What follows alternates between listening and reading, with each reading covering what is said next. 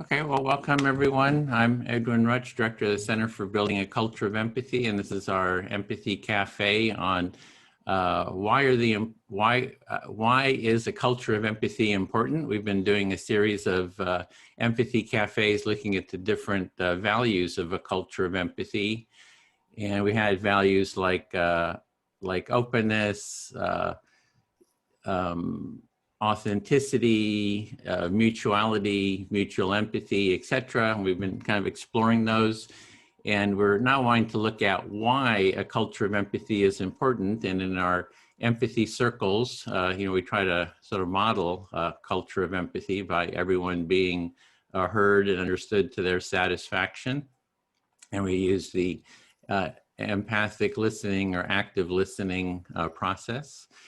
And so we'll just start off with maybe just everyone introducing themselves, your name, where you're located. And as mentioned, I'm Edwin Rutch and from the San Francisco Bay Area. Bill, do you want to? Sure. Bill Filler, I'm also from the San Francisco Bay Area. And Pavel? I am Pavel and I'm from Ireland. Great. Dean? Hi, I'm Dean from Plymouth in the southwest of England. And Victoria? Hey there, this is Victoria from Mexico. Welcome. James? James Green, I'm in New York. Great, good to see you. Ruth? Ruth, I'm in London. Welcome. Anne? Hi, I'm Anne. I'm in Minehead in southwest England.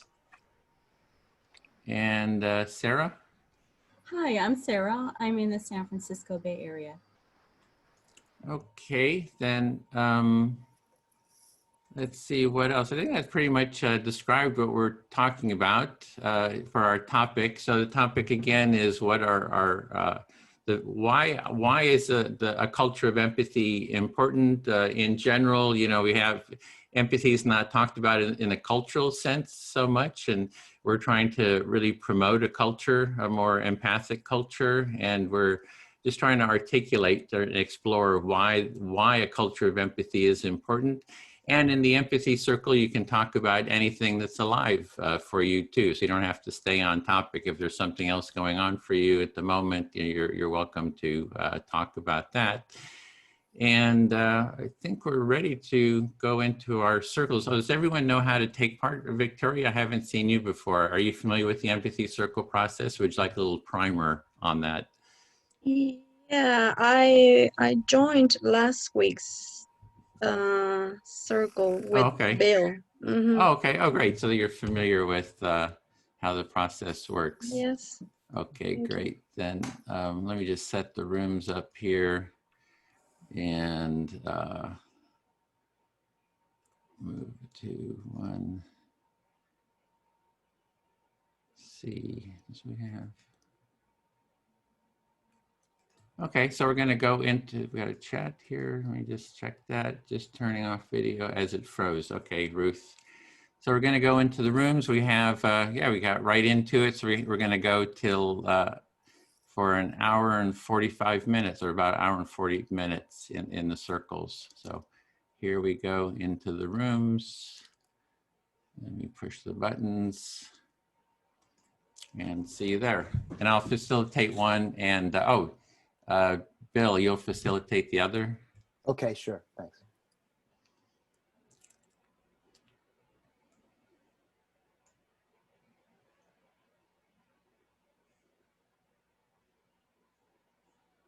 Oh shoot, hit the wrong button.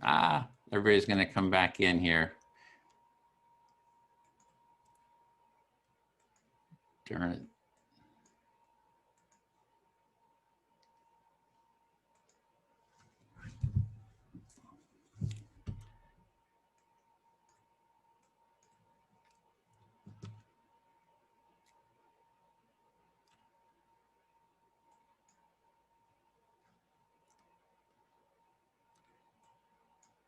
It's like I've done that a couple of times now, and they need to somehow they need to make it. What button did you hit? I don't know. It was just, I just hit the button. I thought it was like create all breakout rooms. And then, oh, I was going to try to join. See, I have to join the room. And then I just hit the wrong button. Instead of joining the room, I clicked close all rooms. Oh. Sorry about that. I just clicked the wrong button. Now we're going to go back. Sorry. Okay. Can I open. say, What? Okay. Somebody's, yeah, I hit the wrong button. Instead of me joining it, I closed all the rooms. So there we Anne go has a again. question. Yeah. Hi, I thought we were going to be doing conflict. Did I get the wrong end of the stick?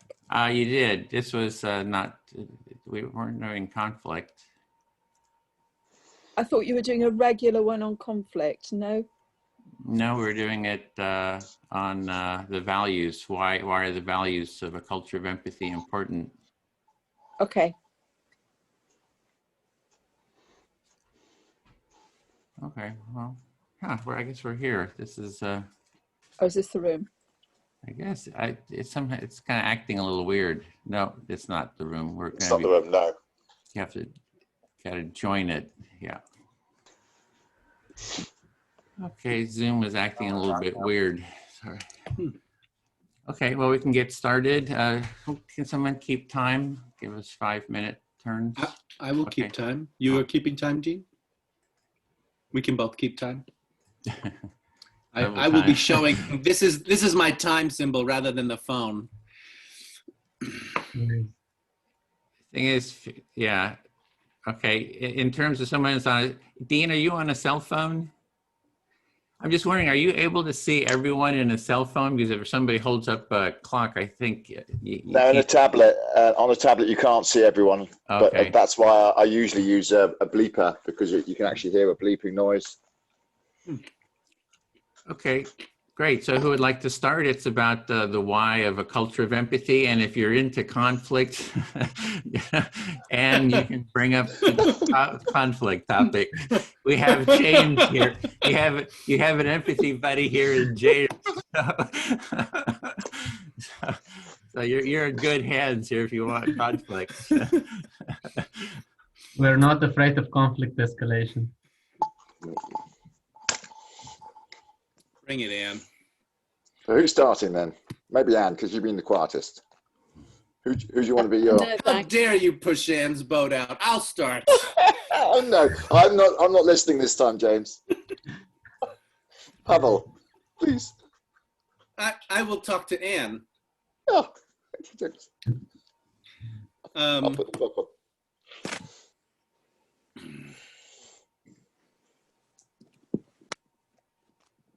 Give us a sec. I kind of feel like I'm here slightly under false pretenses, but here I am. Thanks, James. Here I am. all right, I'm going to begin.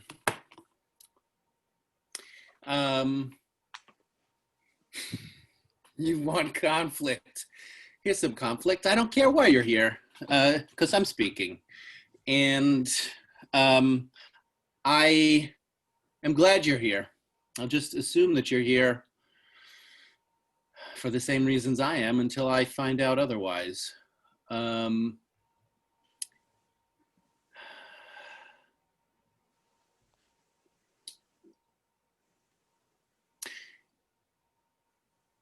I was thinking of looking up how long these facilitator trainings have been going on, because I get, dozens of updates. I get like 3 posts a day from Edwin about these facilitator trainings that I can't participate in. And I don't think I've, maybe with the exception of 1 or 2 at the beginning, I never comment on them. I don't even put an angry emoji on them. But I am furious. I'm furious. And, for me, it's really important to locate the source of power, not just fume. And so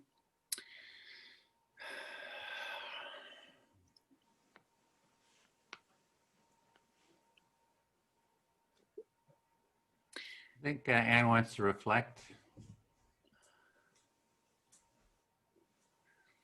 Make it Okay, short, Anne. James, if I feedback. Right, you don't care why I'm here, because you know why you are. And for the time being, you're going to assume that I'm here for the same reasons as you are. And then you thought about the fact that you get many updates, sometimes 3 a day, about facilitator training, and you don't make any comment or respond in any way, but actually you're furious about them. Yeah. You'd like to know what the source of your feeling is, but you know that's what it is.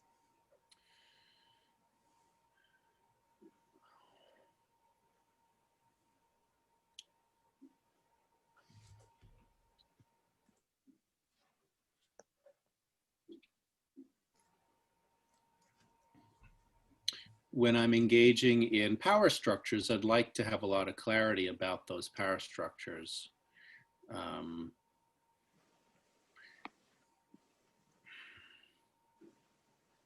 I'm tired of being I'm tired of being scapegoated as the only person who cares about exclusion. And I've been studying Alexis de Tocqueville. He wrote about ostracism and exclusion in majority democracies 200 years ago, and how democracies have very sophisticated and subtle ways of silencing minority dissent. And a big part of it is an expectation for happiness. He wrote about this 200 years, and it's still part of our culture. It's this unending expectation for people to be happy. And I don't fit that. I come into spaces and I'm unhappy, and that gets me targeted immediately. Okay, may I feedback? Please. When you come into structures where there is power dynamic going on, you'd like to know what that is and have clarity about what it is. And that you're tired of being scapegoated. And you've thought and mentioned about a writer whose name I didn't catch, who writes about exclusion in democracies, and writes about democracy. And you don't mind if you're excluded, but actually you would like more thinking and clarity about this subject. I do mind if I'm excluded, and I'm pointing to a specific reason that I get excluded, which is that I'm unhappy, and there is an expectation in our culture to be happy, and that gets me scapegoated, and that's my time. And your understanding is that you don't actually like being excluded, and your understanding is that you get excluded because you aren't happy, and there's an expectation in our culture about being happy. Yeah, and if we're not, there's a tendency for us to be excluded. Yeah, thank you. Thanks, James.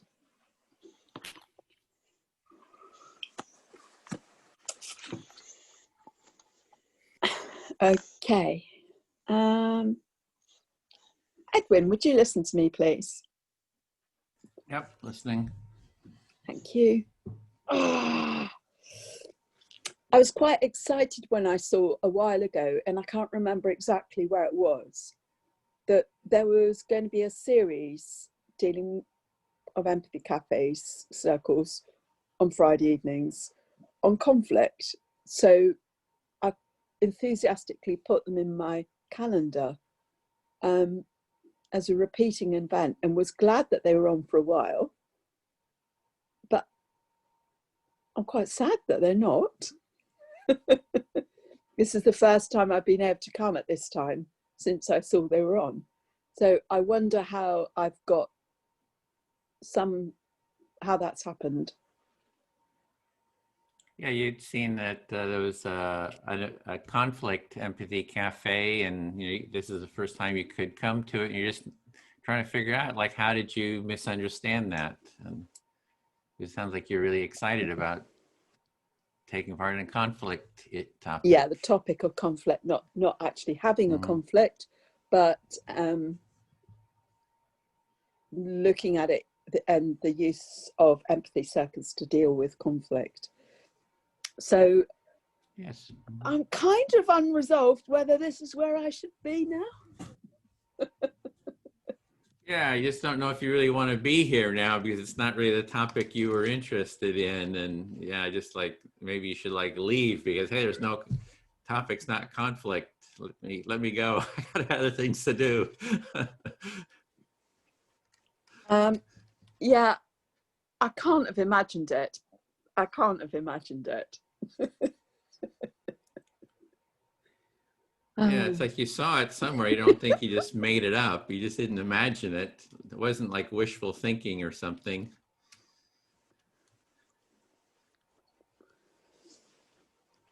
No, I was really pleased when I saw you were doing it.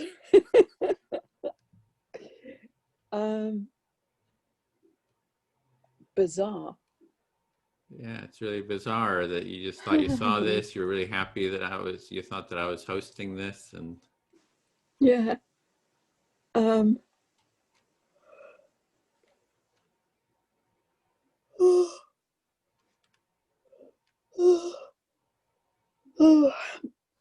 also, tired. I've had, yeah, I've been in, I started in at like 8 o'clock this morning, which was, I don't know, 10 hours ago in an empathy circle meeting. So I've been, and followed by another straight after. You've been in a lot of calls, a lot of empathy circles. And it's not my current theme. Conflict is not my current theme, but it is something I'm really interested in. So I'd have a different topic. And the topic that I'm interested in right now is in embedding the XR principles into the movement, into XR. That's what I'm excited about right now, or interested in, and actually would like an empathy cafe on. Yeah, so what you're really interested in is like, I mean, you have the topic you're interested in, and it's like how the XR principles are actually embedded into XR. Is that, did I get that? No, how to get them embedded into XR. Oh, yeah. So you're kind of saying that they're not, the XR principles aren't even part of XR, and how do you make them part of XR? Oh, no, they are part of XR, but I want them I want to be part of figuring out how better to get them as an integral part of how we and Extinction Rebellion work together, how we act together, and how we operate. And that they're more understood and embodied by everybody. Okay, so really you're looking at how to really embody the principles better within XR by all the members, participants.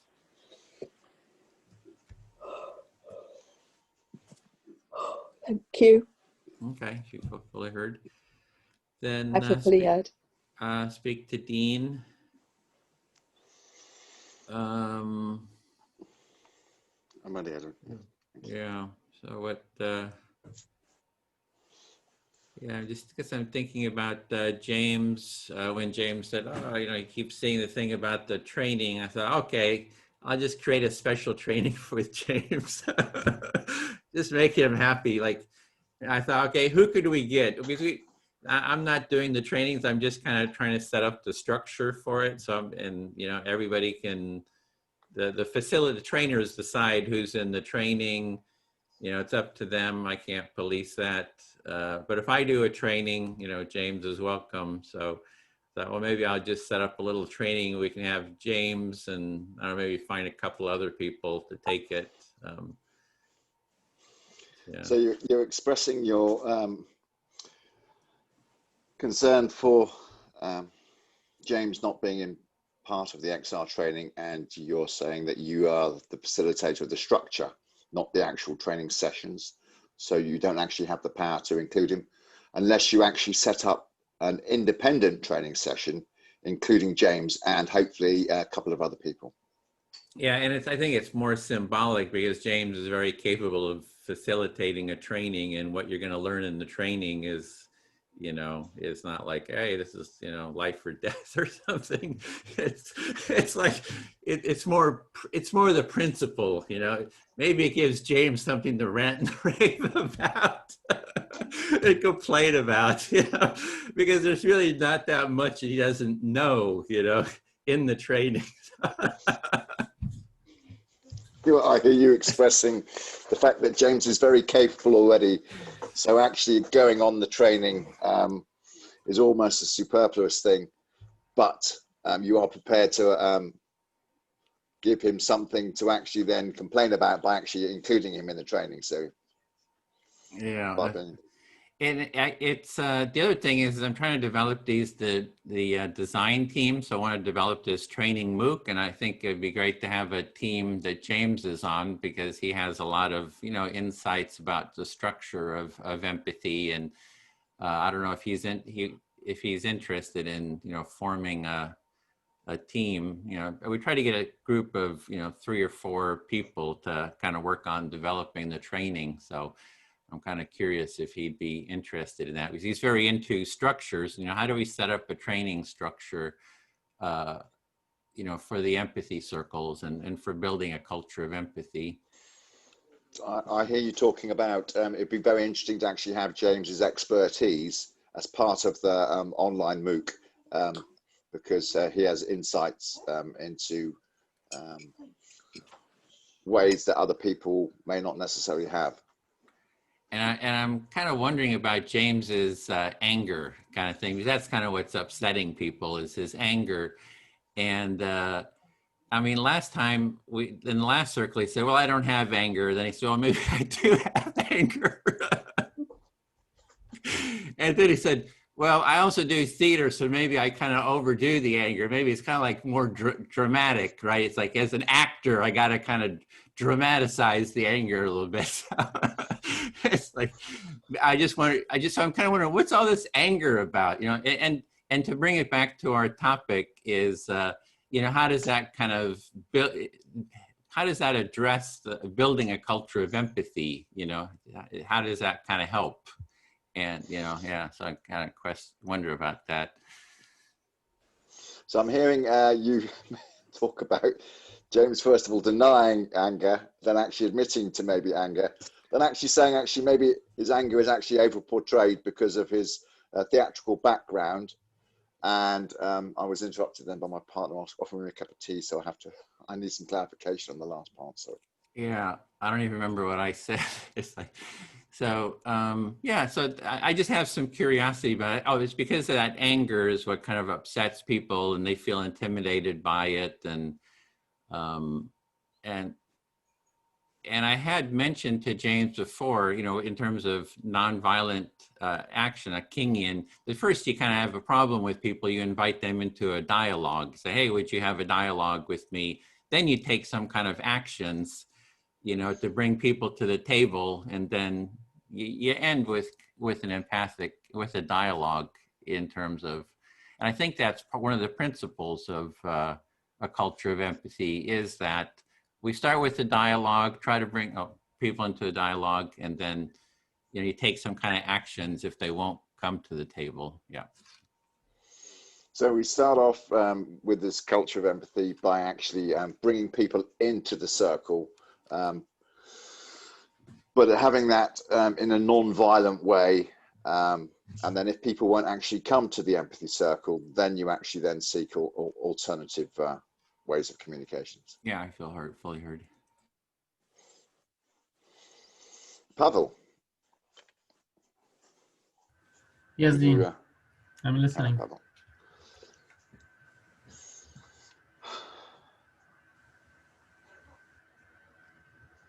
Anger and passion. two things that people misjudge in me. So I resonate with James's passion that some people may actually interpret as anger. I think he's more passionate than an angry man. Mm-hmm. So you think that James is more passionate about these things than angry about, and this is something that resonates within you as well. Yeah, many times I've had people, especially the younger people, I'm sorry, I'm slightly ageist in this one, but talk about like, oh, you're a very angry man. And I'm going, no, actually, this is not anger. I could show you anger, but I don't want to show you anger because I don't want to scare you. I'm just being passionate about something. And this is passion, not anger. Mm-hmm. So many times when you're passionate about something, especially younger individuals, misinterpret it as judgment and as anger. And you're saying that you can show them anger, but it's not.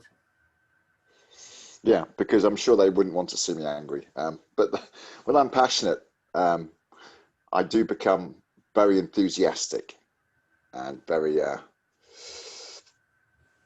like James, I'm slightly theatrical. So I do actually get really animated and quite avuncular, and people just don't know how to take it. When in reality, they should just like, let me express it, and then it's done. I've got it over and done with, rather than fight against it, and then suddenly it builds up more and more and more.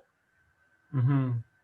So you're very expressive when you're passionate about something, and you prefer to express it than withhold it within yourself.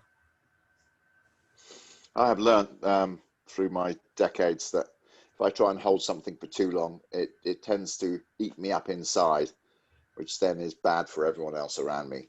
So now, instead of letting the pressure build up like a volcano and then erupting, I literally, like a geyser, occasionally shoot out this hot water, whoosh, and then it's gone again. Mm-hmm. And if someone gets scolded, I apologize. I didn't mean to scold them, but it's just me shooting off. So your experience led you to the conclusion that it's better to let your steam out every now and then instead of suppressing it, which eats you from inside, and you don't like all this eruption to come from at once. Yeah, because when it does, I tend to see myself in the third person, and that's very scary. I don't like seeing myself in the third person point of view, because it usually means I've lost rational control over my passion, and I need to maintain that in order to hold, hopefully, a coherent line of thought.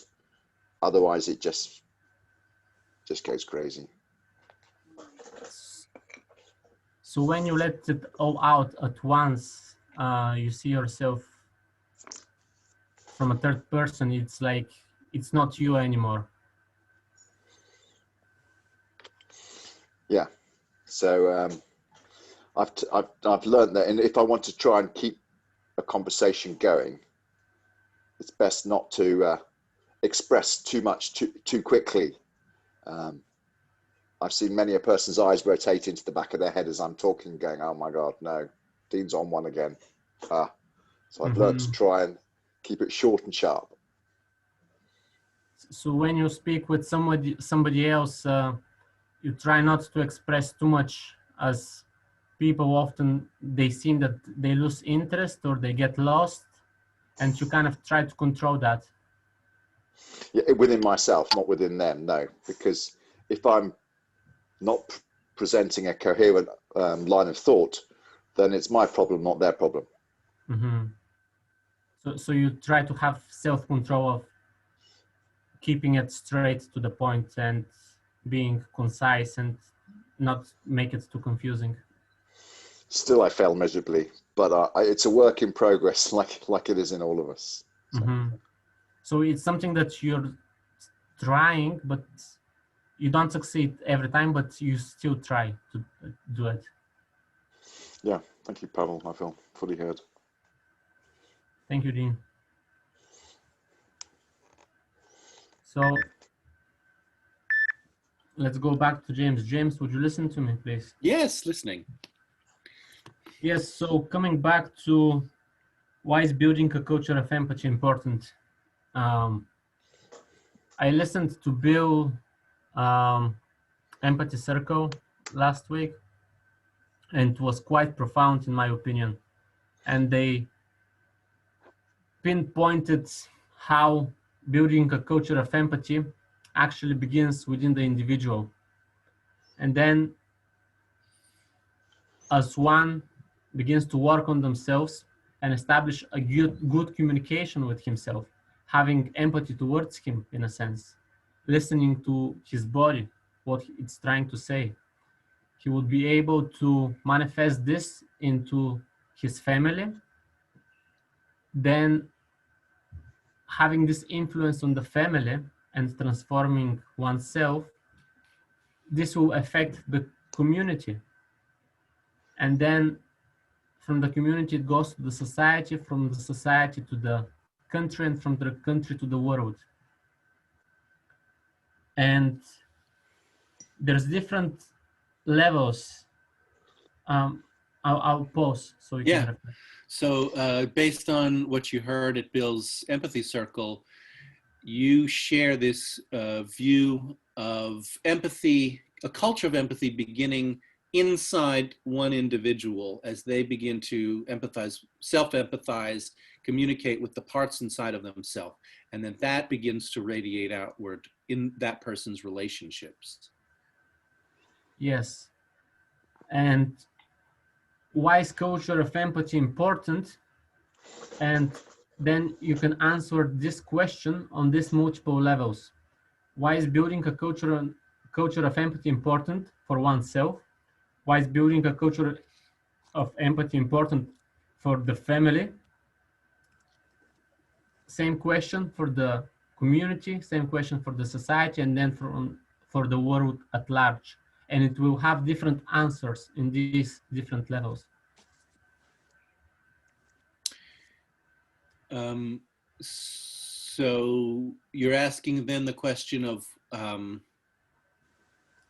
why is building a culture of empathy important? Why is building a culture of empathy important at the higher levels, the family, the society? Yes, and it will have different answers. Different answer. You'll get different answers to that question. Yes, on each level you get different answers. Mm-hmm. And the way I began with it was, first I tried to improve my communication within the family. That's what got me into into the empathy circles. I wanted to know more about it. I wanted to improve the communication with my family. But what happened is that with time, this manifested in me. I began living this way of being with another person, to be more empathic. So when I changed myself, then it translated into my family. But if I tried to enforce it in my family, it didn't work. So you've tried to live this idea, and you started with your family, but you were trying to enforce these ideas with the person you were living with, and it wasn't working. Yes, the individual has to embody it, and it has to embody the values and the principles behind it. The individual creating the culture of empathy must embody the principles. Yes, exactly. And we as humans, we're social creatures. This on its own, your identity, you base your identity on a relationship with other people. If there's no one to reflect what you stand behind, you kind of get lost unless you're very strong psychologically. There's something has to be there for you to serve as a structure. Anyway, so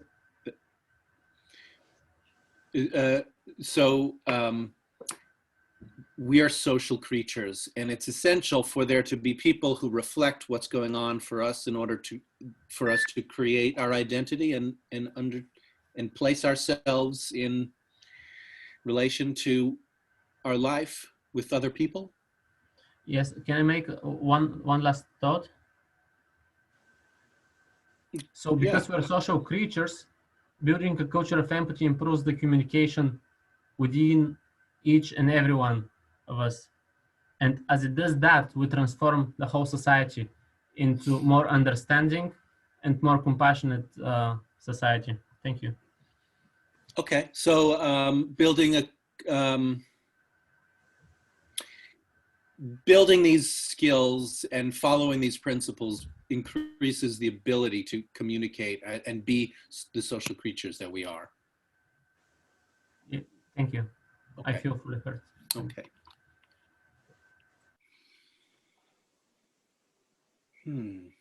Anne, would you listen to me, please? Yeah.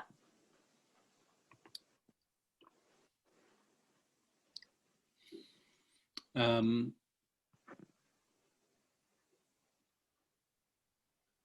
want to say something about structure. I totally support the structure that Edwin is employing, which is to empower people to make decisions around inclusion. And I'm using a similar structure in my group where the person, we have a way of negotiating the facilitator of the day. And the facilitator of the day is empowered with the ability to exclude people that day. And that's what I see Edwin is doing. He's, I don't know if this is how Edwin sees it, but I see Edwin at the top of a group, is the kind of leader of the group, and he's empowering people in that group to exclude people. And I agree with that structure. And I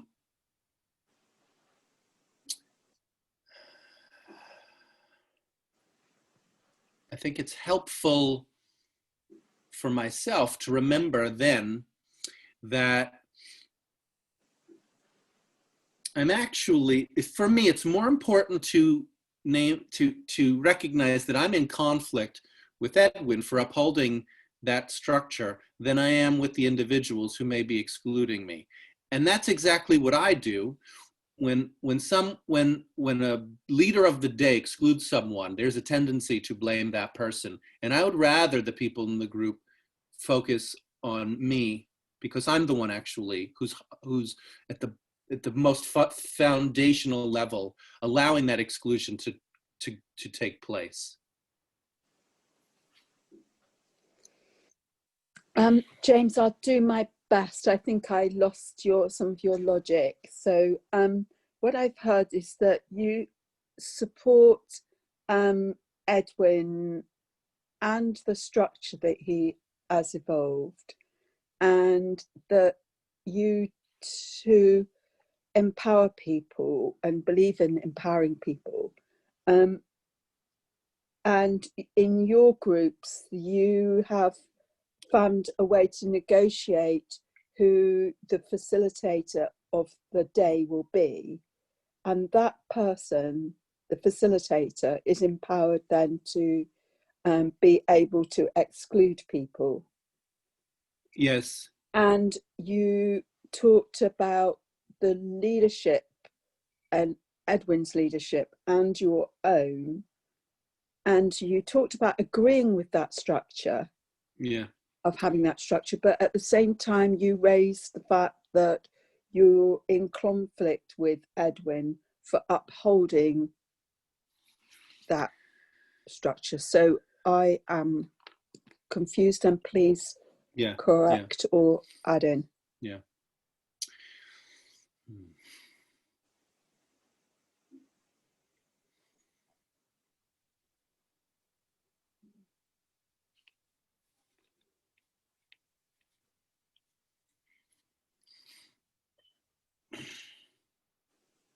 it's a dilemma, because I would like to empower people to make decisions.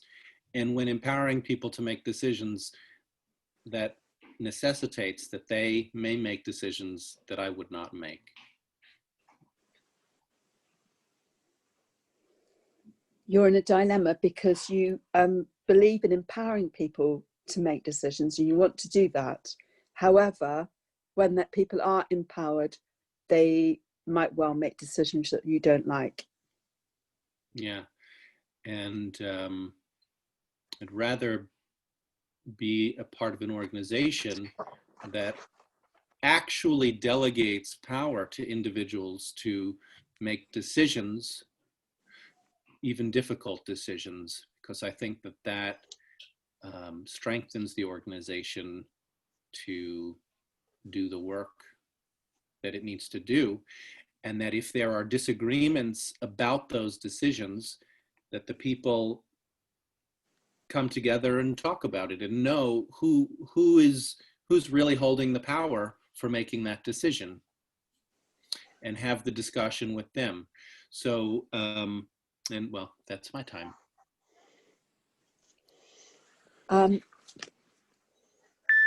You prefer to have an organization that delegates power and enables people to make decisions, but because that strengthens their ability to do the work. And then what you believe or would like is that when there are disagreements, then people can come together and discuss and clarify where the power lies to make those decisions. Yeah, you got me, Anne. Thank you. Thank you, James. So, Pavel, would you listen to me, please? I would be happy to, Anne.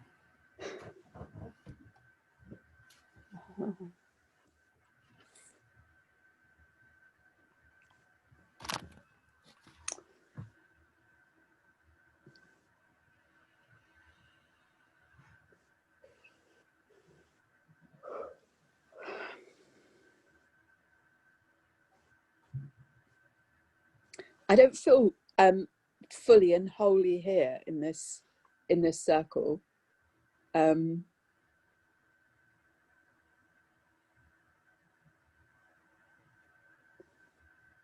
it is kind of interesting.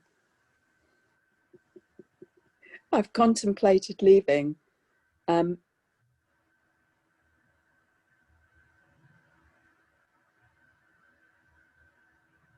So you don't feel fully present and you considered leaving.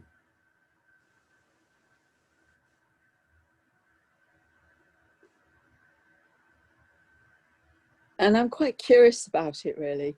I'm quite curious. And as ever, the process and the discussion is intriguing. And it's intriguing where it goes and how it develops in its circling.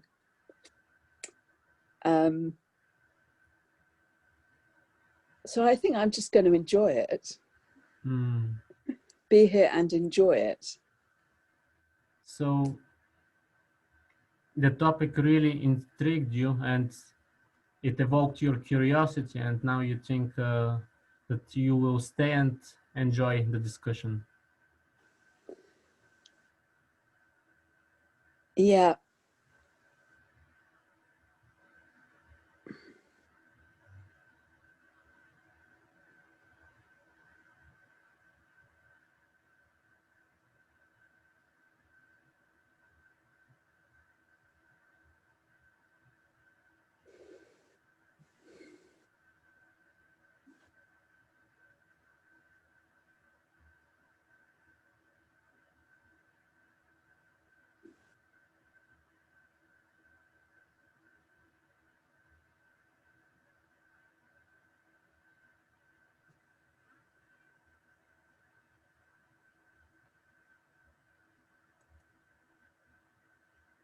It's interesting. I thought I like having hierarchical structures as opposed to not. and how difficult that is to do it in an alternative way, because we're so surrounded by hierarchical systems and structures.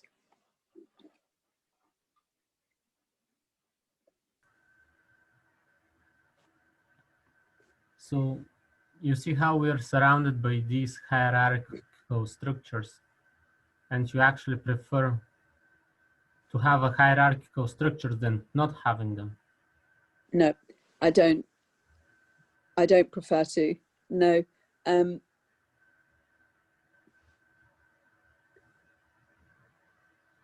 I can see that it's easier to default to hierarchical structures because it's easier to do that, because that's what we're mostly accustomed to. That's mostly what exists in our societies. And I think within a culture of empathy and within this empathy circle process, it's much more about connecting and building connection, and that offers a completely different way forwards. Mm-hmm. So a culture of empathy, it's all about connecting with others and establishing connections, and this kind of requires a new system different than the hierarchical one that it's existing at the moment. Am I getting this right? Kind of. It builds, creates connections and enhances those connections, and with those connections and that culture, then it's possible to work in a completely different way, in a non-hierarchical way. Mm-hmm. So a culture of empathy, this way of being, helps to establish connections and enhance them, and offers opportunity for creating a different system than the hierarchical one. Different ways of working together and collaborating. Mm-hmm.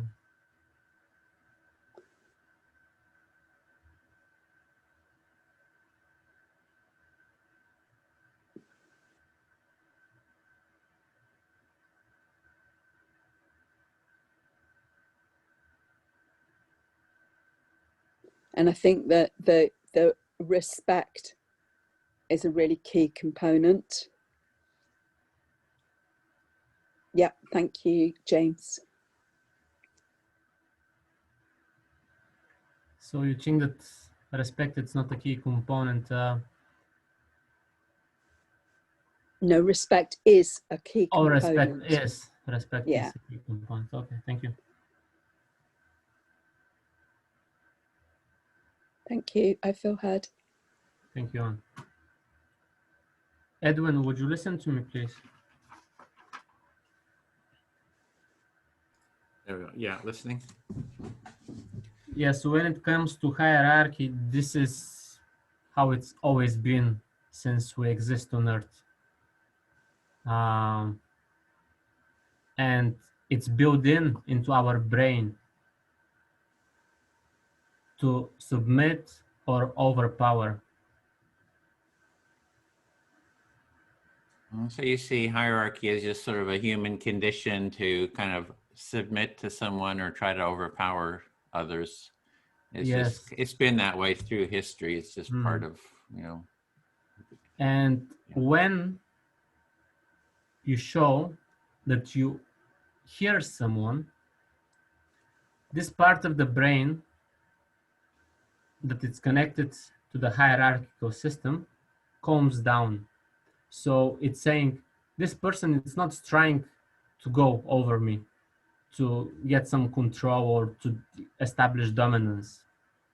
And because my limbic system calms down, now I'm able to establish a better connection with the other individual. I don't feel threatened.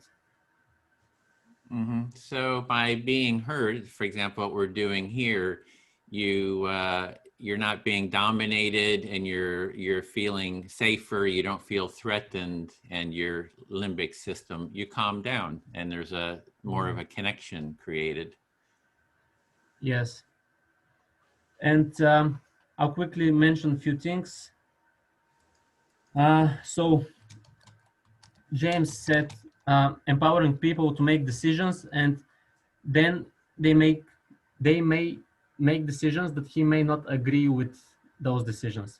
But if the people embody the values and the principles of that body, he can be kind of sure and at ease that these people will make the right decisions. Yeah, so if everybody's embodying the values of that community, then you can have James could be confident that they're making good decisions because they're sort of embodying those values. Yes, and I'm gonna go just off topic. I don't like going off topic, but anyway. So these empathy circles are great, perfect. But what it came to my mind today is that the time that we have, 5 minutes, it's simply not enough to experience empathy with another person. You cannot establish connection with them, but it's a great exercise. It's like the door that allows you to become empathic with another person in the real world. Yeah, it's like just 5 minutes for being heard isn't really enough time to really develop a deeper connection or deeper empathy, but it's a good doorway. It's like maybe a first step for that process. Yes, and especially when we have so many people, you cannot connect with all of them. You need to really listen, try to see things from the other person's perspective. And with so many people and with so little time, that's not impossible. But as I said, this is an exercise that will allow you to practice it in the real world. Oh, yeah. So what we're doing here is we're sort of practicing this exercise, and you can't kind of empathize with everyone because there's just so many people. But what we're learning here, or what you're learning here, you can take into your life, is because you're kind of exercising that quality here. Yes. And we have to find a way to popularize this a bit better. Maybe we don't know the ways or how to do it exactly. Maybe because we're marketing it only through Facebook, I suppose. But we have to get it out there to more people. And I think also that when the MOOC is done, it's gonna empower us to spread the message even further, because we're gonna be more clear with ourselves as well. Yeah, that was the time. It's like I'm hearing some enthusiasm about the process, and that you have some curiosity or some questions of how to really spread the practice. And you're seeing the development of the training, the MOOC, as a way of really helping spread it, to get it out there. Because you really want to kind of spread the practice and looking for ways of how to spread it. Mm-hmm. Yes. Thank you, Edwin. I feel fully heard. Okay, speak to Dean then. Yeah, so for the culture of empathy, we're talking about, who has the power. I've looked at the culture of empathy as sort of under the, as sort of the values and principles of a culture of empathy can sort of do the leadership component. If we can get that clearly articulated, and that's what we're doing in this group, is sort of exploring the values of a culture of empathy. And if we can articulate that kind of becomes sort of the vision that people can sort of work towards. So I'm hearing you talk about the MOOC again, about how these learning programs you're developing online will enable people to learn the tools that will empower them to develop the culture of empathy. Well, it's even beyond the training part. It's more the articulating of the values, the values and the principles.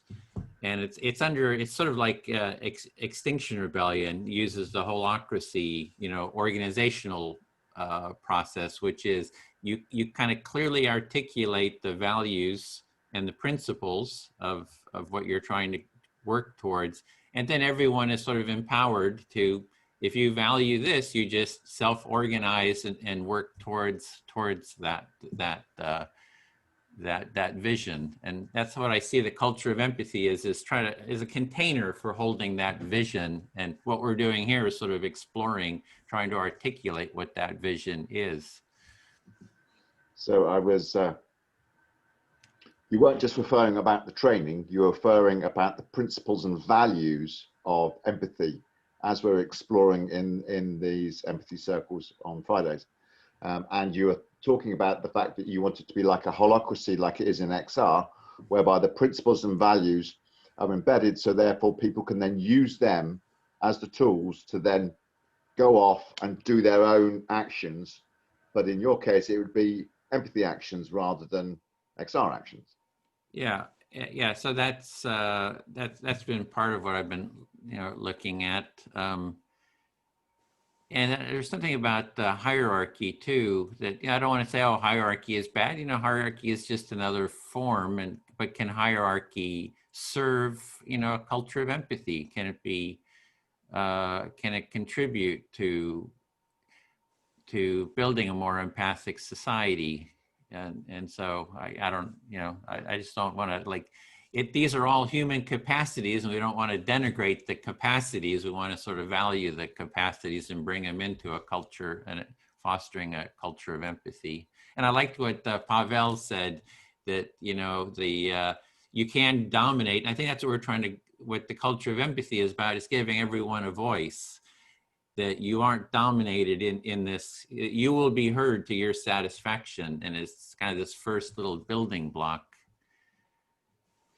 So I hear you talking about not all hierarchies are necessarily bad. Sometimes they can be, if applied well, done well, beneficial.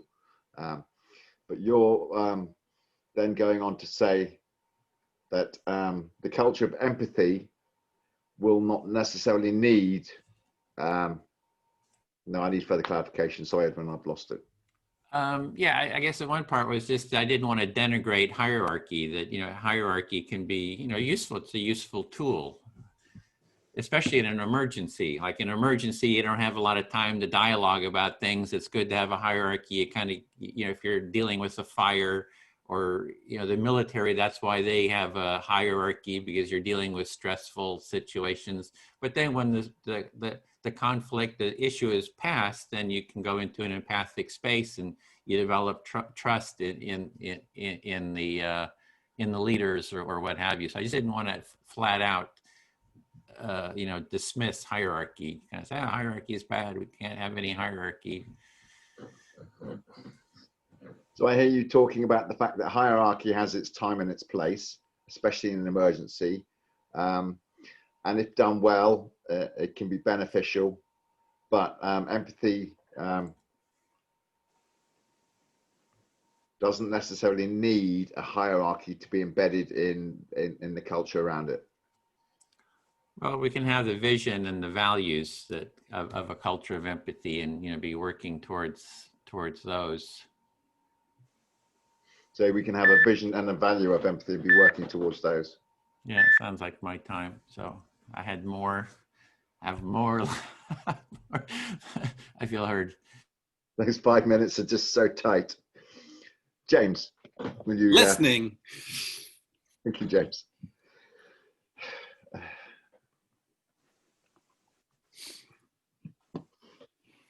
James. Hierarchies. As long as there's a benign dictator, brilliant. But the moment you do not have a benign dictator, hierarchies are so toxic. I am slightly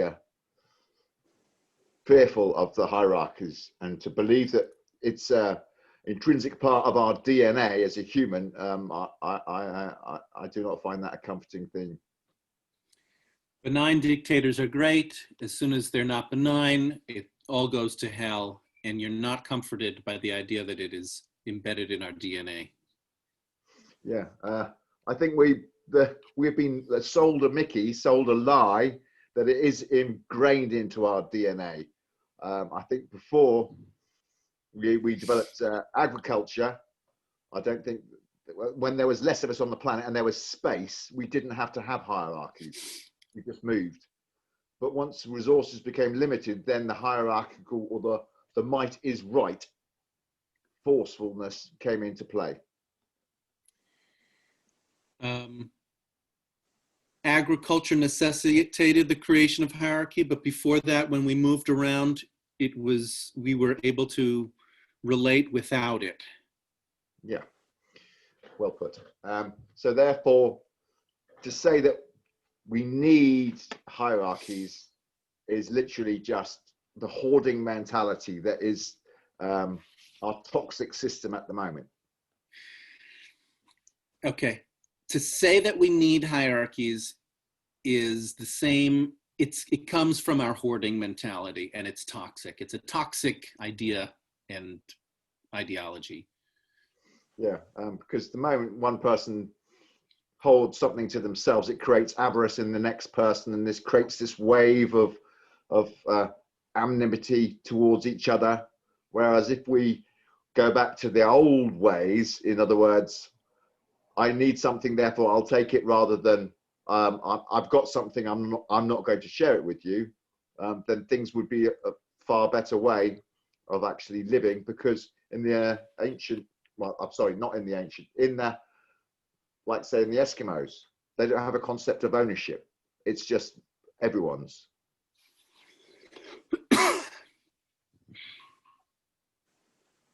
So you see that we have a culture of ownership, but that it's not necessary, that it's possible, and there have been other cultures without the same ideas of ownership, and they have survived and gotten along without it.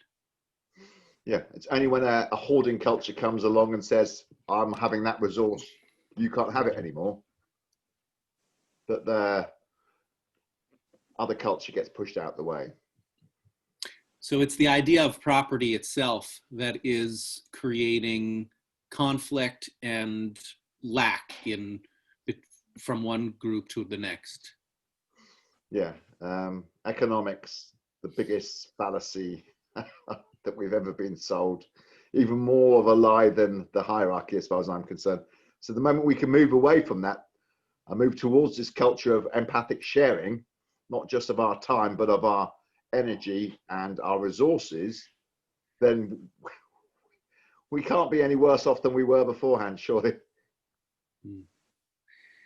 So you see the solution to this dilemma is an empathic culture where there is sharing and where there is human relationship that transcends the hoarding and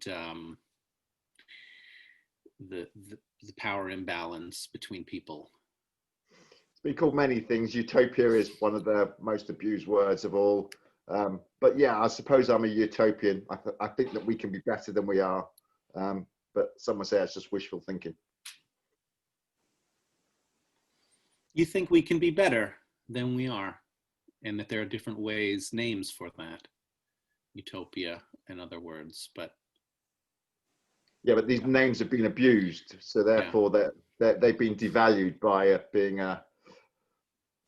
treated with such flippancy. Mm-hmm. The words that we have, the names that we have been abused, so that it creates maybe confusion or about our goal. Yeah. Thank you, James. You're welcome. Edwin, would you listen to me? Listening. I'm talking to you right now because I think you and I share a vision around hierarchy that is more similar. I disagree very strongly with what Dean and Anne are saying. I am posting an article in the chat about organization and the history of this belief that no hierarchy is a good idea in leftist organizations. And I think it is a source, this idea of non-hierarchical organization is a source of so much weakness and failure in the left. And it's frustrating. I think that when you have groups that think they're non-hierarchical, they're actually hierarchical. Actually, some of the people who claim to be non-hierarchical are the most hierarchically minded and participating individuals there are when it comes to seeing themselves as the benign dictator. And so what I'm interested in is two things: naming the hierarchies within the so-called non-hierarchical groups clearly, right? And bringing the invisible structures to the surface, right? So in this group, for example, you have the Zoom room. You have that structural power here that if I went cuckoo or whatever, you could actually remove me. And I don't think it's helpful to pretend like, you know, that power doesn't exist. I think it actually helps us to name that even in the smallest things. We're working online. Who has the power to exclude people from the Zoom room, from the Facebook group, from the email conversation? Those are real elements of power that very specific people have. And when you name it as being just a principle, oh, well, it's just a principle as the leader, that helps us, sustain the illusion of the invisible structures that exist. I love having clarity about the principles and values that we're working under.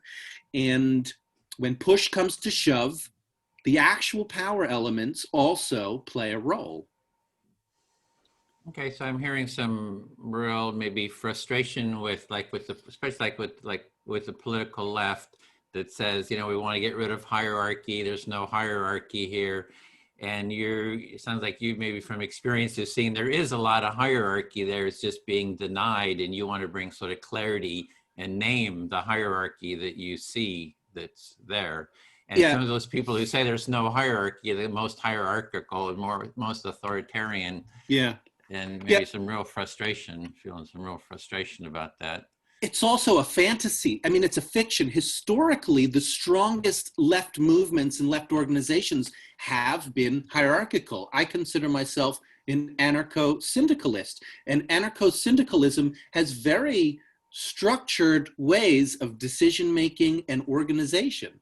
And so it's the lack of knowledge about that history and about what has been effective that is constantly being promulgated, constantly being repeated, and there's like not a dishonest investigation about how we shoot ourselves in the foot by not allowing ourselves to gather power as a political movement. And especially, I mean, there's a whole bunch of hogwash in a lot of, self-help minded philosophy, which says, it's just the person. Pavel was touching upon that, not completely. He was acknowledging that there are, that you do have the social level, and that, you have to be real careful. There's a tendency to just brush that aside. There's the social level where we are organizing. And, if you want to, the article I posted goes through the history very well, but where are the non-hierarchical organizations? And yes. Are they, yeah. That's so, my time. So. Okay, so yeah, there's 2 points. I think so the first one was that the left are just ignoring sort of reality, and that you just see that that's ineffective and a problem, and you're trying to just show the reality of the hierarchy. And I think there's another point you're talking about with the anarchists, that there are some groups that are clear about hierarchies and understanding hierarchies, and you think that's that's more effective and brings maybe more clarity. Good enough. Thank you. Good enough. Okay. Speak to Pavel then. Can I just say something? Yeah. I would be happy to listen to you, Edwin, but for quite a while we have not involved Anne. Oh. It's fine. Okay, yeah, okay. Actually, I had wanted to speak to Anne too, so I will. Just if you're okay, I'll switch to Anne then. If that it's a cat. Okay, Edwin. Okay. Yeah, I guess was making notes here, and I did hear a sense of the term connection has come up a few times. And I did just want to kind of that kind of what we're doing here supposedly builds connection, right? That empathy builds connection, and that's one of the whys. I guess the why of why we want a culture of empathy because of that connection, that sense of connection.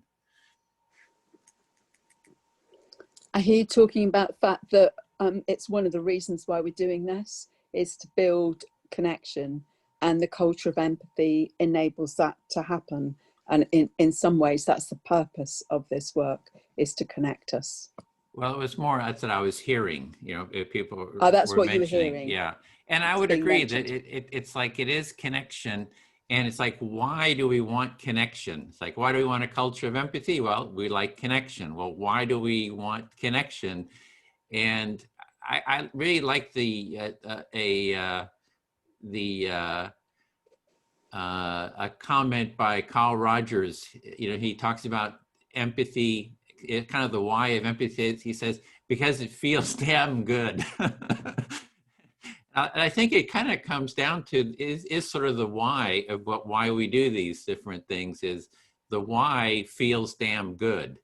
So connection feels good. It feels it's better than, and it's the type of connection. I think there's a lot of different types of connection. Like there's different types of reason, and it's like the type of connection. Like when we're dominating someone else, there is a relationship and there is a certain felt experience, but in an empathic connection, there's other qualities to that feeling. For me, at least, there's sort of this feeling of openness, right? It's not all kind of constricted like with domination, perhaps.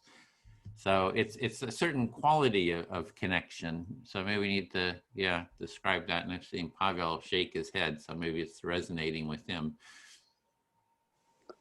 So I hear you sort of clarify that that's what you've heard about people talking about connection in this circle, and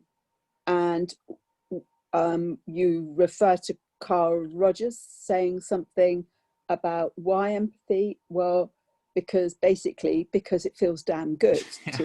I love that. It feels damn good. It's a pretty good why. It's a good reason for doing something, is because it feels good. And you also talked about there being different forms of connection, and within a relationship that is one based more on domination. Well, okay, but basically if it's an empathic connection and it's more open, and it's less coercive, I think, but basically it feels good. Yeah. And I kind of wonder about our feeling of connection. I wonder how connected everyone feels here. It's like, are you still like, well, I'm kind of bored with this. I want to, it wasn't my topic. I want to go. Or, it's like, there's all these, I feel a little like, oh, I got all this stuff to do. I kind of, but I do feel connection. So it's like multiple things I feel. I'm just kind of curious of what we all actually feel here. Is it like, oh, this seems kind of intellectual? Am I kind of bored with that? Or, what are the feelings that are kind of going on? And yeah, so I like, because I feel multiple feelings. I feel that connection, that exploration, but I also feel, oh, I could be doing other things. It's like, you're curious about how people are actually feeling here in this circle. And although there is connection and you sense some of that, you'd like to know and understand more. You yourself feel like, well, actually, I could be getting this done or that done. Yeah, this is kind of interesting, having a bit of connection, but you like to know more and you don't feel wholly committed in the way you feel. at the moment? Yeah, there's a variety of feelings. And like when James mentioned about the political left, I was actually kind of feeling like, yeah, that's right. I feel the same way. It's so frustrating because when we're out there at Occupy Wall Street and it's like, oh, we don't believe in hierarchy. And there's just all this hierarchy and constriction and battle and fighting. It's like, oh, we don't believe in hierarchy. It was just like, I mean, I could see that too. And it's like all this shenanigans to have control and everything else. So, and that was actually one of the reasons for the empathy circle. I was thinking in that environment, if everybody would just sit and talk to each other in little circles like we're doing here, instead of all this, general assemblies and all this kind of stuff that they were holding, that it would have just been a whole different, experience there. So, yeah. I hear you talking about what's going on in the States at the moment, on the political left and all the shenanigans around it, the ideas of, people not wanting to be hierarchical, but there's all sorts of forms of that. Basically, rather than having these general assemblies and so on, you'd much rather that people actually sit down and talk and listen to each other as we're doing here. Yeah. And so, I mean, so each thing everyone says, different feelings are coming up to me. And it was like when James mentioned that, it was like, oh yeah, that's like, glad somebody's mentioning that. When Pavel's talking about connection or, hierarchies coming up, it's like, yeah, that really resonates with what I'm kind of been thinking too. So I guess I'm just trying to connect to the individual things that people are saying. And what are the feelings? There's little feelings that come up, related to each one. So you're wanting to connect to the different things that are coming up in what people are saying, what their feelings are in the individual, like some little bits that in there. You're wanting to get more connected in with that in this process. And how does it relate to a culture of empathy? Because I think the ultimate of a culture of empathy is, it feels damn good, and how do we sort of identify that?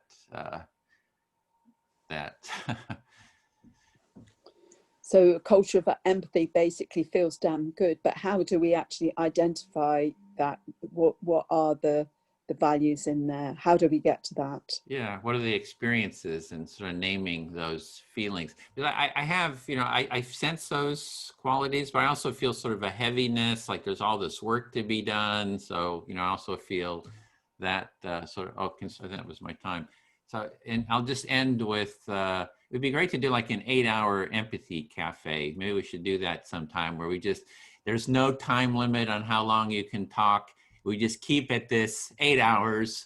You can take a bathroom break, and I think James and Pavel would be up for that. So, yeah, let's see. You're wondering about, ultimately you've come to the point, wondering about if we have an 8-hour empathy cafe, you can have toilet breaks and whatever, but basically keep going. And where you're aiming at is to build this, it sounds like you want this sense of connection and understanding about feelings and where people are at, and to establish what these qualities of a culture of empathy really are. Yep, there's a lot more, but I feel fully heard. Okay, thank you. Okay.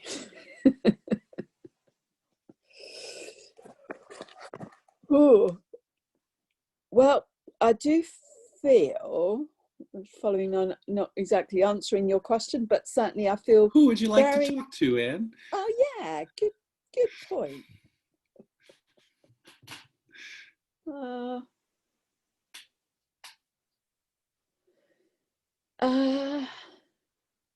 Edwin, do you mind if I reverse and come back to you? Yeah, listening. So, yeah, it feels like I want a reminder of what you have figured out about what those values are of a culture of empathy. I certainly don't have them at my fingertips. Although some of them I think are probably pretty obvious. And sitting in here, I feel quite outnumbered by the masculinity in this room. Yeah, so two things. First, you're wondering where are those values? You know, is there a list or something? You know, what are they, the values and principles? And the second is like, hey, you're feeling kind of outnumbered by the masculinity here. Yeah, so in some ways it doesn't really feel a very balanced conversation. It feels a bit like you guys are floundering around trying to understand what this empathic connection is all about. And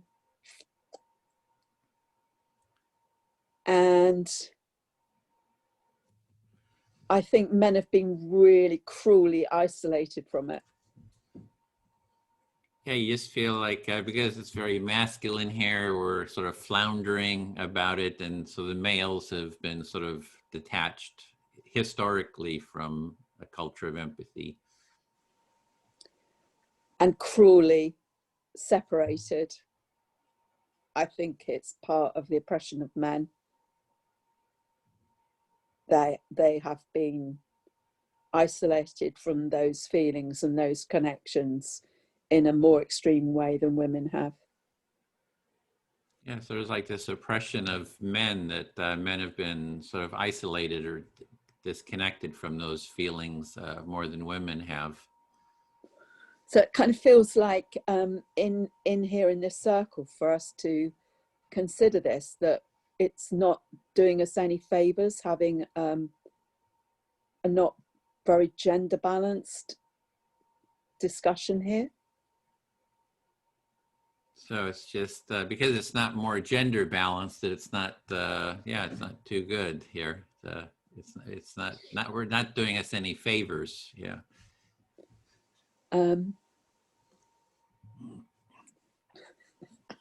It all feels pretty risky saying such things. Yeah, you feel like, hey, you're really risking a lot here saying that kind of stuff. Really putting yourself out there. Yeah. And you see some humor within that too. It's like kind of funny. Well, kind of in a kind of light, fearful way. It's kind of funny, but not at all. And I'm thinking a bit about how our societies are very oppressive, and I think they are separating us from a culture of empathy. So rebuilding this culture of empathy amongst us and in the world is quite a big task, actually, because it's going against how the system has split us up and divided us. And this is all about us connecting and coming together and understanding each other, and not being separated. And the system needs us separated and isolated for the system to be able to have its way with us. Yeah, so you're seeing the broader system is trying to isolate people because it kind of maintains control. And what we're doing is sort of going against the river, you know, against the culture, and with empathy is, you know, we're trying to connect with each other here. We're kind of going against the general flow of the culture.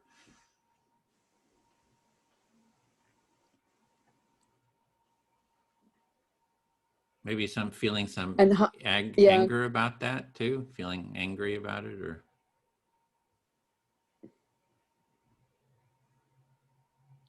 No, not so much anger, but kind of wisdom.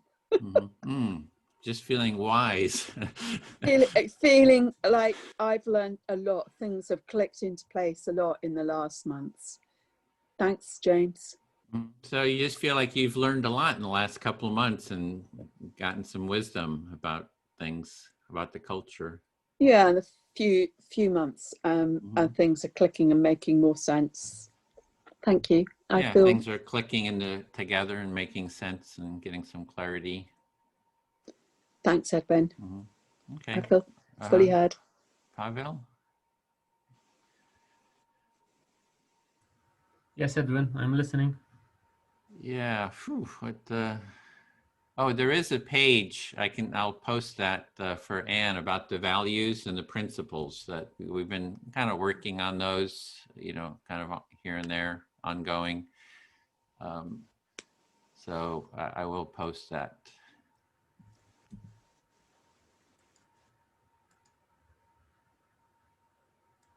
Do you want to just reflect that back? Yes, so basically you will send a page regarding the principles and the values. We have some work done on them. Yeah. And the one that I come up with that others, in the discussion haven't come up with is the culture of empathy seems to me about the quest. It's I call it an empathic quest. So it's like what we're doing here seems to be part of a culture of empathy. It's sort of having that dialogue and that exploration of what a culture of empathy is too. So there's sort of that empathic quest is one of the values that I see. Not others haven't really come up with that, but it's something I think should be part of it. So kind of something that you see that should be part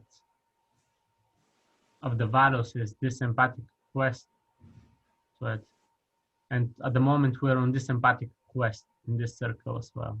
Yeah, and I think I saw some eyes light up about the 8-hour empathy cafe or so that maybe even do away with time limits, so just to kind of experiment a bit and just see what would happen after 8 hours of empathically listening to each other. Like, what does it do to our brains? What is the experience that we would kind of get into? So yeah, that might be something that would be fun.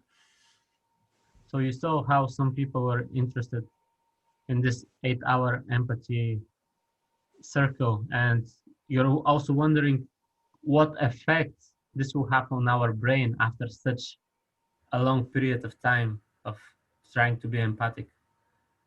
Yeah, so so let's see. Yeah, I'm not quite sure. I'm just kind of sitting with what comes up next. It's kind of funny. Anne's it's all this masculine energy, right? So that was kind of interesting, sort of an insight. It seems that you're trying to tune into yourself and see what will come up next. Yeah, so I feel fully heard. Thank you, Edwin. So, Dean, would you listen to me, please? Yes, Pablo. So, Anne mentioned something about that we live in a society that is oppressive, and that this society will try to suppress this building a culture of empathy. So However, sorry. So you mentioned that we live in an oppressive society, and that the oppressive society will seek to suppress the culture of empathy that we're trying to build. Yes, but who is the society? Me and you comprise this society. And thousands of people like us, it's not the people in power. They're not the society. So it's up to the smaller pawns to make this movement and change the way things are. So who is suppressing us? Is it the other people like us? Because the other people like us comprise the society. So the society is made up of lots of smaller individuals like us. So who is actually suppressing the society? Is it us, or are we being suppressed by something else?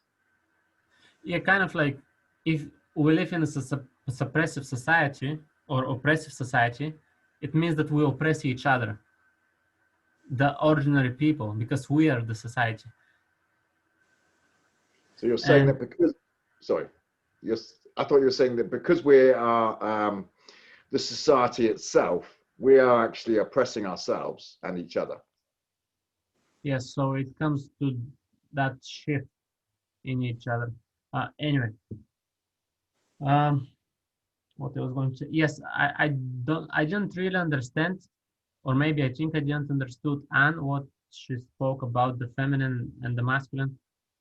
But I think that forget about that we're men here. We're humans. And I think that we demonstrate feminine qualities. We're being kind, non-dominative, dominative to each other. We listen, we try to empathize. So we emit this feminine energy in a sense. So it doesn't matter that we're four men. We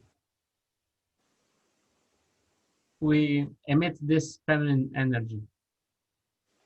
So I hear you calling into question what Anne was saying about the fact that there's four men in this room, and therefore it's got a different energy rather than a gender balanced room. But what you were saying was then that actually we actually as men can actually have a feminine side to us, and so therefore actually in this room we are expressing that by actually allowing each other the space to speak.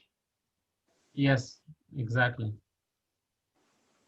And so again, to come back to the main question, and Edwin said what Carol Rogers said, it feels damn good, and it comes back to this connection. The connection feels good. This connection makes you feel good, and these particular qualities to this connection. And you may have relationship with your boss, for example, and there is connection with your boss, but it does not evoke these feelings. So it's this empathic connection that feels damn good. So you're talking about the fact that we are interconnected with everyone, but some of these connections are empathic and feel damn good, and other of them aren't. Yes, I basically kind of paraphrased Edwin in a sense.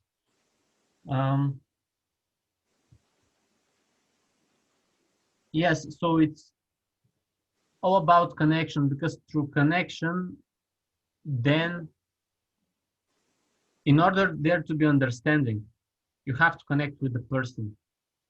Maybe not, I don't know. But it makes it more likely.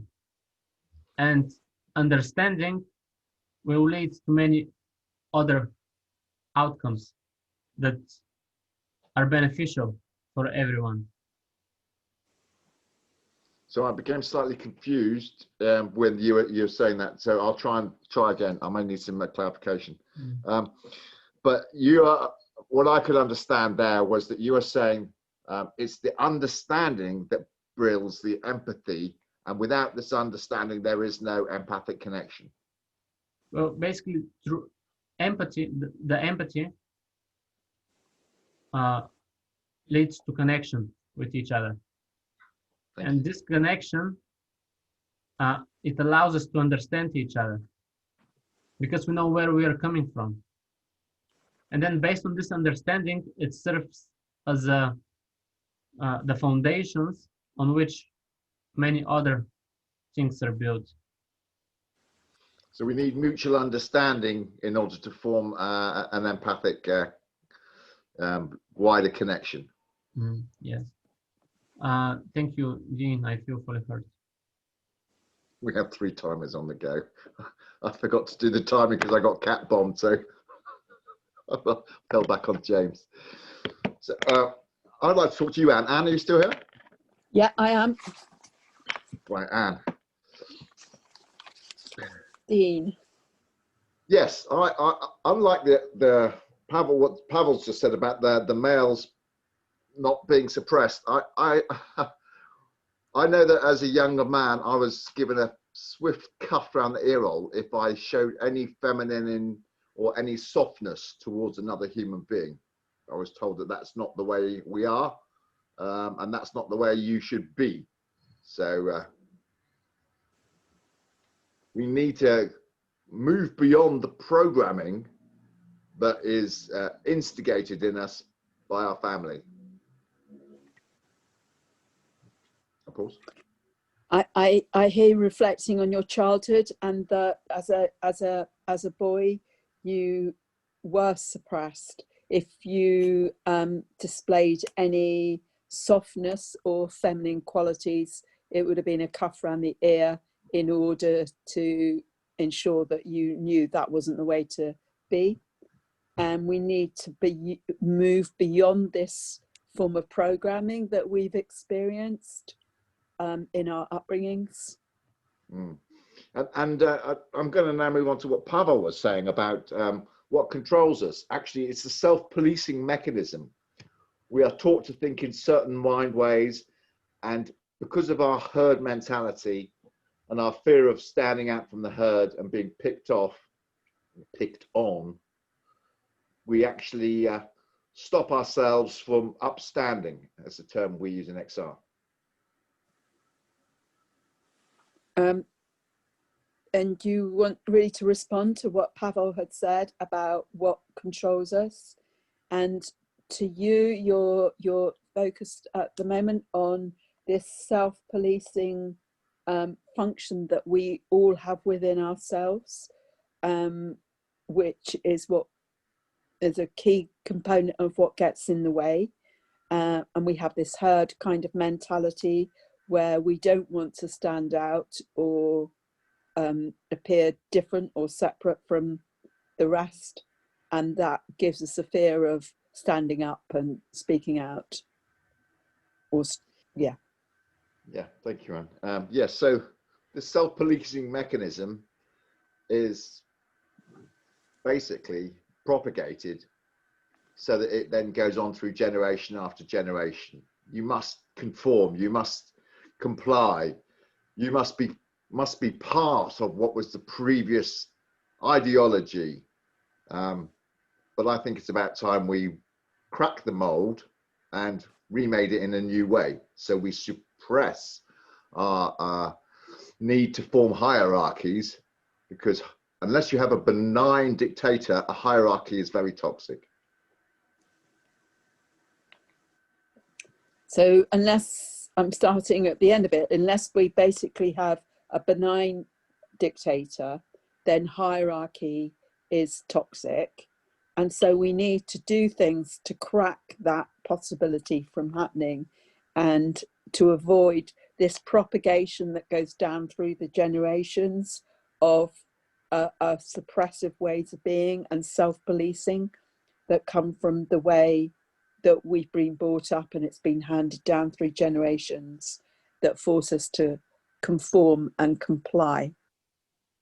So you're addressing like a bottom-up way of looking at this and a top-down, that we need like not hierarchical systems, but we also need to interrupt this self-policing strategy that we've all have within us.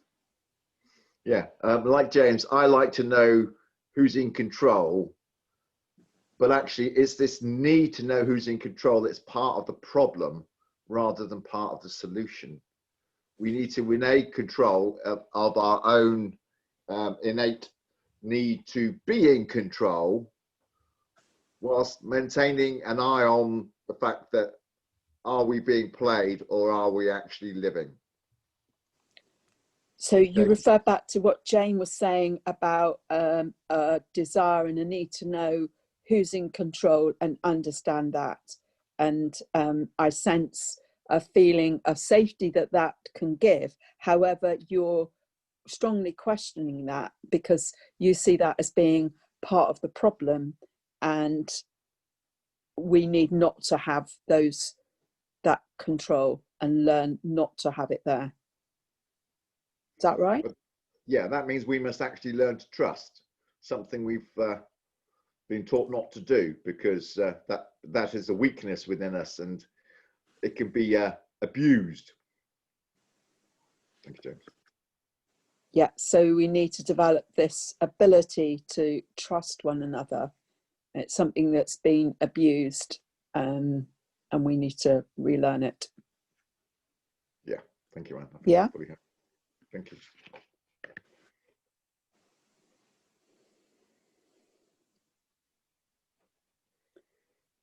Me then. Pavel, would you listen to me, please? I would listen to you, Anne. Thank you.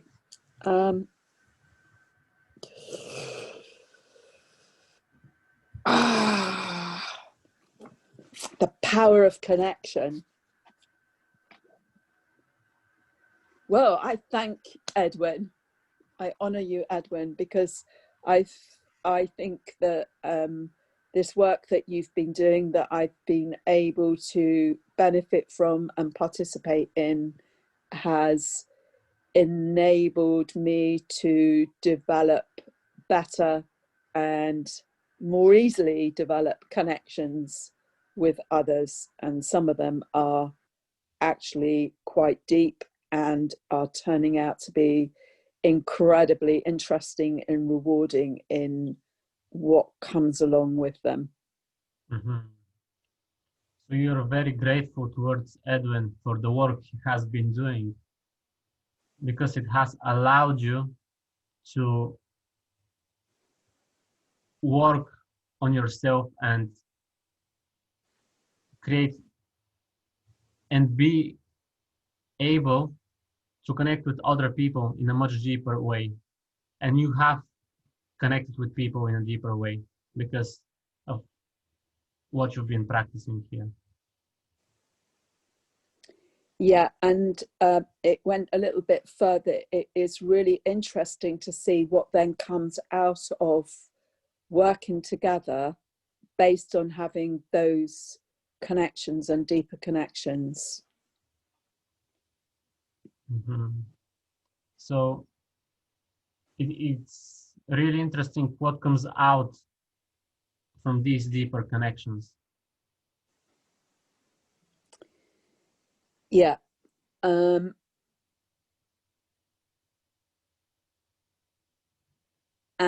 they're proving, I think, for many people taking part, to be significant and transformative. Mm-hmm. And what comes out, actually, it's something of significance and important. Yeah, and I really have felt the value and the benefit of having really focused empathy circles. Mm-hmm. So you can see that when having focused empathy circles, it brings a lot of value to you. Yeah. We've had a series of empathy cafes on feelings, the other side of the Atlantic, basically. And it has been very empowering and enlightening what has come out of discussing a variety of different feelings one by one in empathy circles, empathy cafes. Mm-hmm.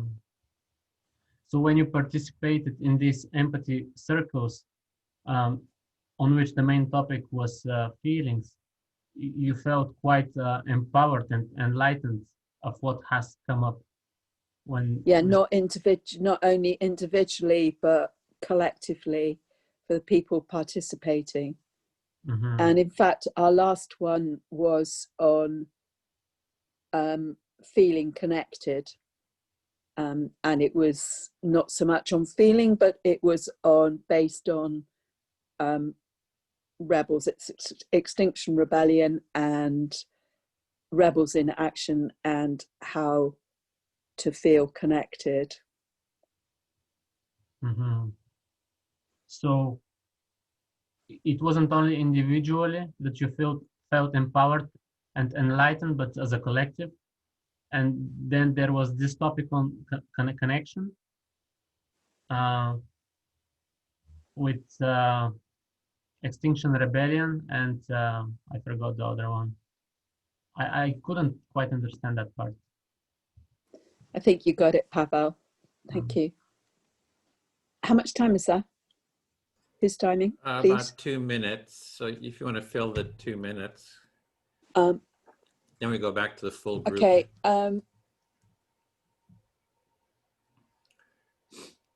The 5 minutes is up. Okay. Thank you. So James, would you listen Thank you, to me? Pavel. Listening, Pavel. You got 2 minutes, Pavel, I think, before we Yes. got to go back to the full group. Just, yeah, go for it.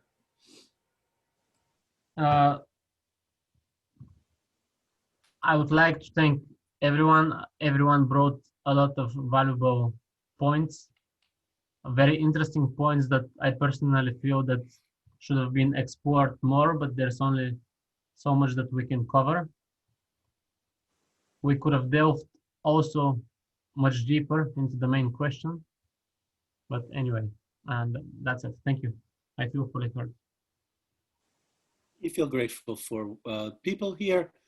You like the topics. You think that we could have gone deeper into a lot, but we did the best we could with our time. Thank you. And James, you have 2 minutes. Or Sure. Edwin, would you listen to me? listening. Before we do an 8-hour empathy call, I would suggest trying, maybe not instead, but consider a daily empathy circle.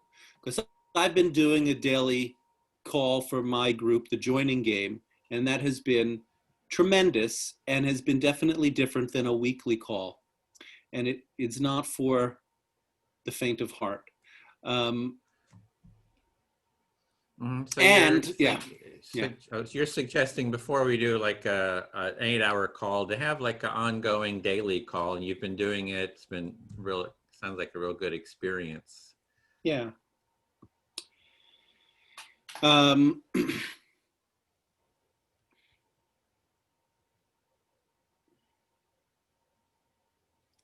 I disagree strongly with the idea that there's masculine, that it's helpful to focus on the masculine energy here. I feel like that's what I would call stereotypical subgrouping and essentialism. And I'd love to explore that more. Yeah, this topic of masculine, feminine, and sort of naming that, does you disagree with that? And you'd like to have explored it more because you have some thoughts on it. And I think we're about to go to the. Thank you, everyone. Thanks, everyone. Thank you.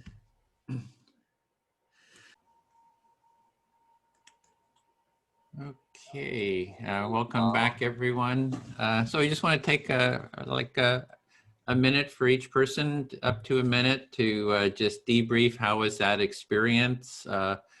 I'll go first. It was, for me, it was very wide ranging. It was sort of non-directed. We had our topic of, why is a culture of empathy important? But it really goes in a lot of different threads. Everybody has their own sort of direction. They overlap and they overweave, and it's sort of a, Carl Rogers with his therapy called it non-directed therapy, because you just sort of listen and you just don't know where it's going to go, but it goes where it needs to go, I think. It's like things bubble up that need to bubble up, and really appreciate the discussion and the topic, the feeling of connection, topic of connection, and the, why is a culture of empathy important? Because it feels damn good. So that's, I like that term. So Bill, do you want to? Sure.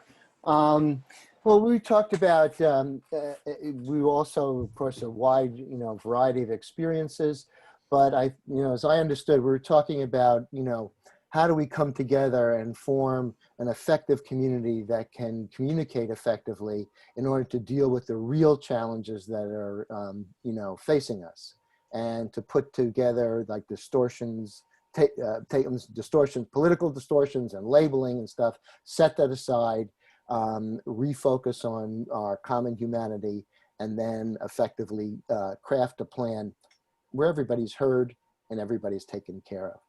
Thank you. I just want to say, I'm sorry. I just want to thank Ruth. Ruth, her connection was bad, and she really stuck with us. So I want a special appreciation to Ruth. Thank you. Okay, thanks, Bill. James? We discussed organization,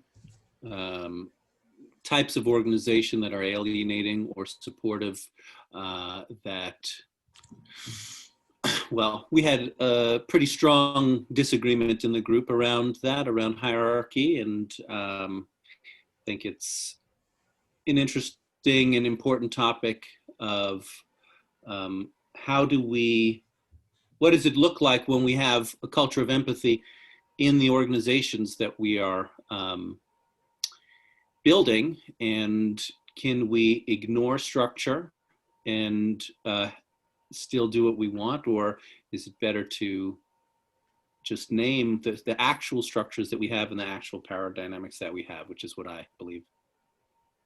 Thanks. Thanks, James. Sarah's next. Are you up for it, Sarah, or do you need a minute? Processing what we all shared, it was pretty deep. We were looking at a lot of things, and political divides, and the idea of democracy, and when fear-mongering happens, wondering and then looking at people's highest potential, and what is the foundation of our democracy? Where some people saw people as capable of higher order thinking, and other people that didn't see the people capable. And there's just a lot that we had to unpack, so I'm not quite really getting at it, the essence of it, but there's so much to unpack. Thank you. Okay, thanks. Anne? Yeah, that was an interesting dialogue.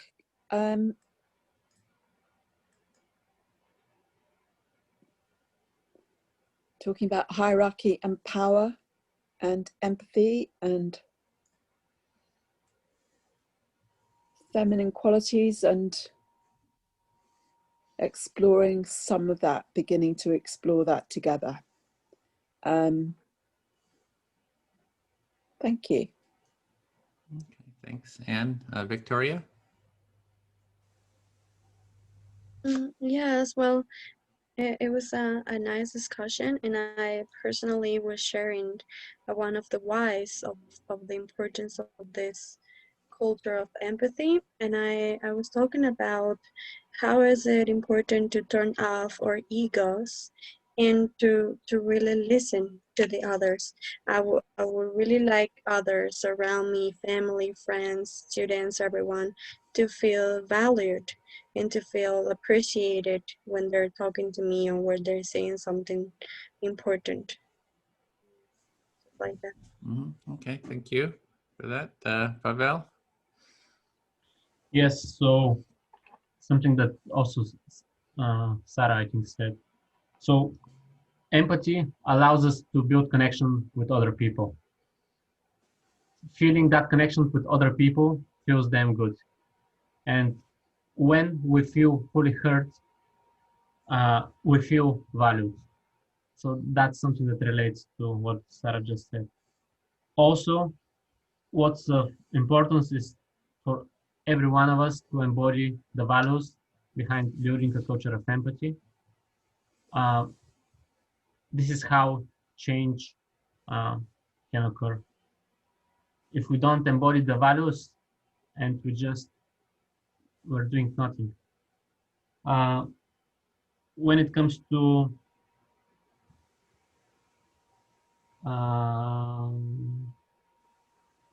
hierarchies, it's important that the dictators or the leaders to be benign individuals, to be compassionate, and be empathic.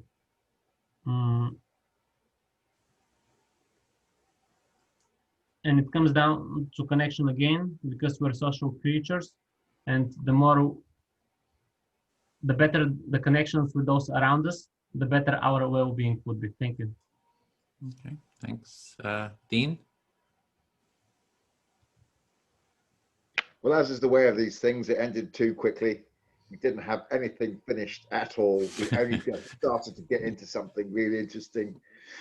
So Edmund's come up with the 8-hour empathy circle. I think that's a very good idea. I think I'm right up for that because, quite frankly, I love the fact that we listen to each other and feed each other's thoughts and actually give each other space to express ourselves. I love the fact that some of us have opposing views. That's brilliant because it then causes us to actually think about our own views in a different way. And I'd like to take this on further and go into it deeper. So yeah, I'd like to thank my group for stimulating me as usual. Thank you. Thanks, Dean. Ruth, are you able to speak, or should we just read your feedback here? Just typed it in. Okay, I'll just read it. So, very interesting conversation. Thanks for making sure I was included despite internet issues. Food for thought. My take on why empathy culture needed to be is because they make life more wonderful. Yep. And we only have one life, so why not make it as good as possible? I really enjoyed everyone's contribution. Yeah, thanks. So why a culture of empathy? It makes life more wonderful. So yeah, great. So yeah, I just heads up, not heads up, but temperature check. Who would do an 8-hour empathy cafe? Who'd be up for just kind of trying that out? Hey, so that's 3 of us, 4 of us. Oh, we got you, James. Oh, we even have 5. So okay. Well, I'd like to have installments of it rather than doing 8 straight off. That you come back to the same thing, the same topic again. Okay, that's another approach. So kind of over time you do. Yeah. But then there's the marathon part too, where it's like we just go for it to exhaustion. Empathy circles to exhaustion, you know. So anyway, it's just kind of doing a temperature. I don't have time right away, but I am really thinking about that. It'd be kind of cool to live stream it on Facebook too. You know, that would be kind of interesting too. So anyway, we have in half an hour, we have our facilitator support group. If you're wanting to organize an empathy circle, you want support from other facilitators, you're welcome to join us. And otherwise, it's the same topic next week, same time, same place. And so that's it. Then I'll stop the recording. Thank you, everyone. Little twinkle fingers here. Bye. Bye. Hi, everyone. Thank you. Thank you.